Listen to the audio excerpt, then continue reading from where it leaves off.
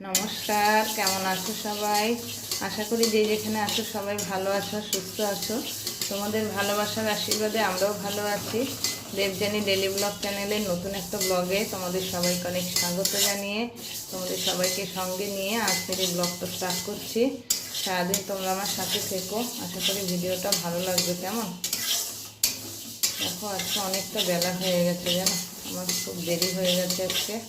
মানে ঘরে সমস্ত কাজ সেরে আসতে অনেক দেরি হয়ে গেছে। তা এখন ভাতটা হয়েছে, পিছনে ভাতটা করে রেখেই যায়, ওটা করে রেখেছে। আর এখন আমি ডালটা ভাজছি হালকা একটু। আর এই দেখো ঢেঁড়স আলুর তরকারি করলাম। আর এই ডালটা হালকা নেড়ে নিলাম।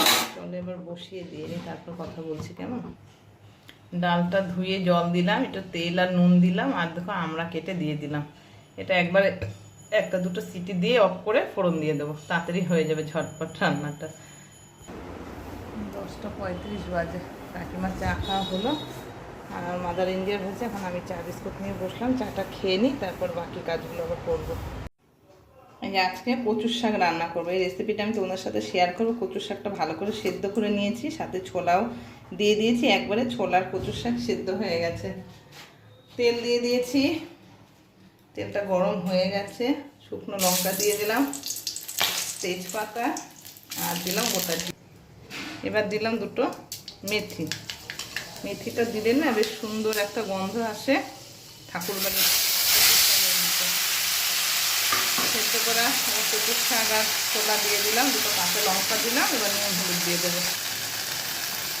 নুন দিয়ে দিলাম, হলুদ দিলাম, ভালো করে নেড়ে চেড়ে মিশিয়ে দেবো।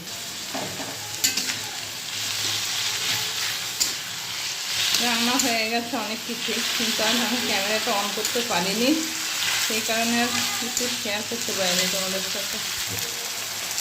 এবার একটু চিনি দিয়ে দিলাম। কচুর শাকে একটু নুন ঝাল বাবা জানা, এদিকে ঘাস আসছে চলে যায়। একটু মিষ্টি মিষ্টি হলে না নিরামিষ কচুর শাকটা খেতে বেশ ভালো লাগে।